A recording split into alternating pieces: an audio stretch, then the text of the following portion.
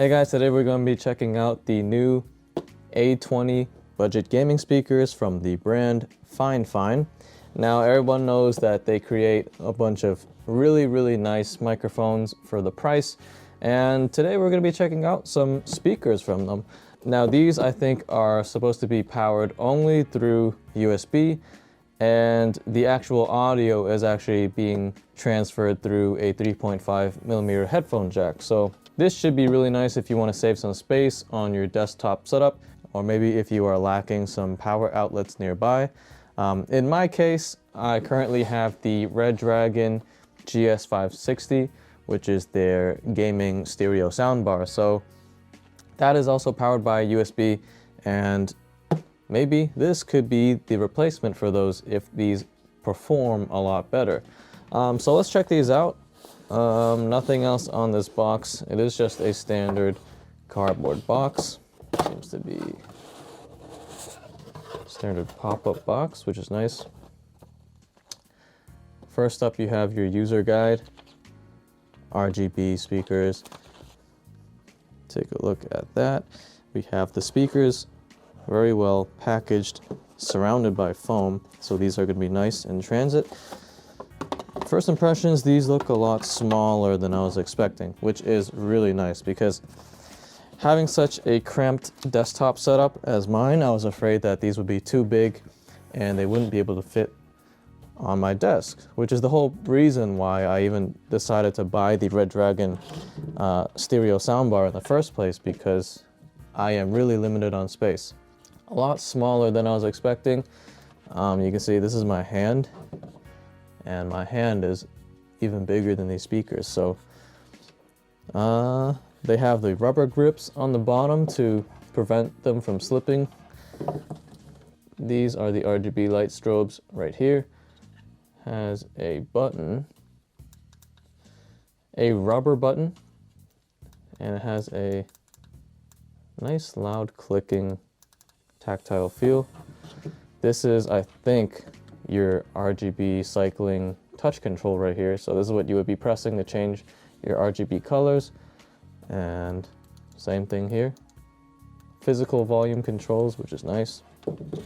Nothing else on the back, though it does have your left and right indicators. Yep, this is just powered by a single USB cable as your branding on it, and this is what will be transferring the audio. Now let's just set this up at the computer and test them out, and I will give you guys my thoughts.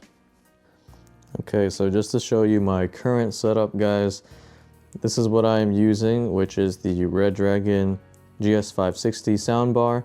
And this is why having a smaller speaker is important to me personally, because you can see that I don't really have any space for big speakers on the side of my monitors. I have a fairly small desk, so I don't really have any place to put traditional speakers. So I was thinking, in order to use these A20 speakers, I would have to lay them flat in front of the monitor, kind of like what I'm doing now. And from what Fifine told me, these work perfectly fine laying flat as opposed to standing upwards. So yeah, let's give them a shot and see how they fit. Okay guys, I've used these Fifine A20 speakers for a few days now, and I've done quite a lot of music listening as well as gaming with these. And I've also compared these a lot with my other budget gaming speakers, which are the Redragon GS560. So like I showed previously, the main reason why I am primarily looking for a compact USB powered speaker is mainly because I have a really small desk and I have very limited space. I don't have another power plug available for a full subwoofer setup, so I need something that is small and compact and can just run powered off my computer. Now these are smaller than I was expecting, and I can actually use these standing upright. I originally was thinking I would have to use them laying flat, but I can use them just fine if I lift up my monitor just slightly. Now when you plug in these speakers, it kind of does this cool animation with the white lights to let you know that these are powered on. You can touch the RGB touch control on the right speaker to cycle through the different modes, and it actually has a bunch of RGB modes as well as solid color options, which is nice. I originally thought they didn't have a solid color option from what I've seen when they were first released. Maybe they have updated it since then, because mine actually has solid colors when I was cycling through. So I can choose specifically which color I want to match my desk, which is great. In this case, I have it matching the teal color of my main gear desktop. Now if you want to disable the lights, you can just hold that touch control and it will turn off all of the lights. But I think most people will not be disabling the lights because, I mean, it looks much cooler with the lights, of course, and everybody knows RGB makes you better in video games. Now what I found interesting is that the volume controls on these speakers are separate from your device volume. What I mean is that when you press the volume up or down buttons, it doesn't change the volume on your device. It actually just changes the volume of the speakers. Now, I thought this was okay. Like, I first plugged it into my Mac. I thought maybe it just didn't really support with the Mac as well. But when I plugged it into my gaming PC, it was doing the exact same thing. The volume up and downs change the volume drastically. So if you want to fine-tune the volume, you will have to do that through the computer. Now the button on the left speaker is actually a mute button. So if you just hit that once, it will mute. And if you want to unmute it, you just hit it again. It's very simple. I originally thought it was a power button, but the speakers are powered on by default right when you plug them in. Now let's talk about the actual speaker performance. When they are powered on and nothing is playing, there is a very slight hiss. It's not that loud or noticeable, but I can hear a slight hiss when I stick my ear right up to it. For comparison though, it's sitting right next to my desktop, and I can't hear the hiss at all since the standard operational noise from my desktop is even louder than the tiny hiss produced from these speakers. So again, it's not really that noticeable. These speakers can also get very loud, just like my GS560.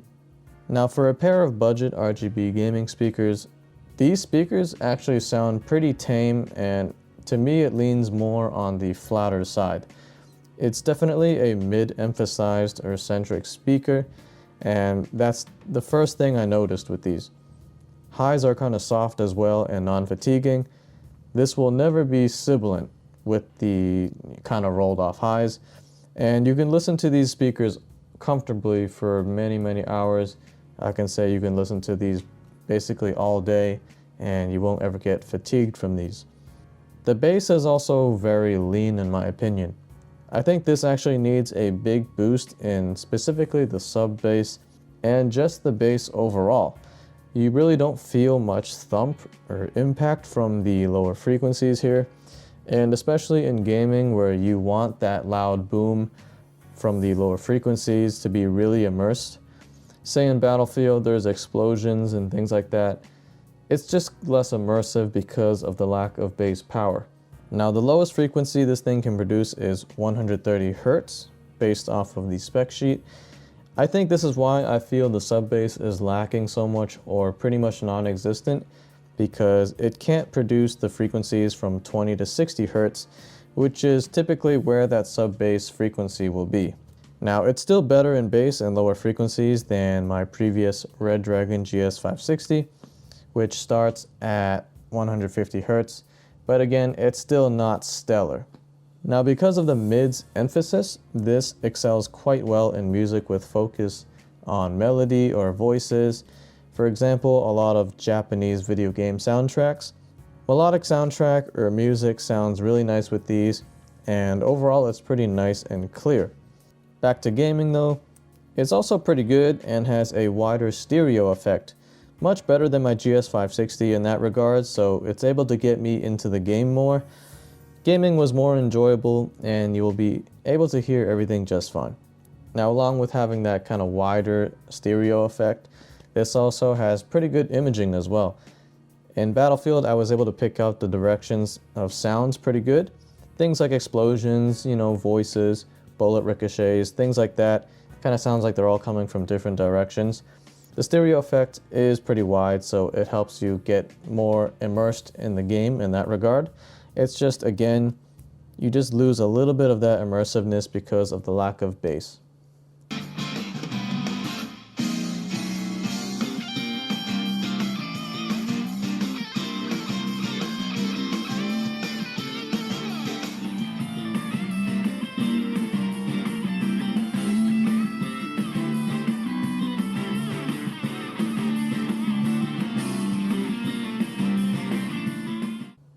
Now overall, the speaker sounds decent for such a small USB powered speaker, and it can definitely get impressively loud.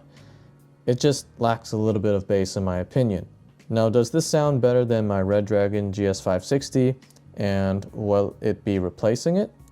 The answer to both would be yes. I think this sounds slightly better than the Redragon GS560, and because of the wider physical speaker placements, this just sounds more like stereo speakers with a wider stage compared to the GS560, which kind of just sounds like everything was coming straight towards you from one direction. For around $40, I think these speakers are pretty nice, and I would recommend it, especially if you want some compact USB powered speakers like me. I would get these over the Redragon GS560 in my opinion. The Redragon soundbar is sleeker, and I like the volume knob on that more, as well as the design, but in terms of actual performance, the Fifine A20 just performs better.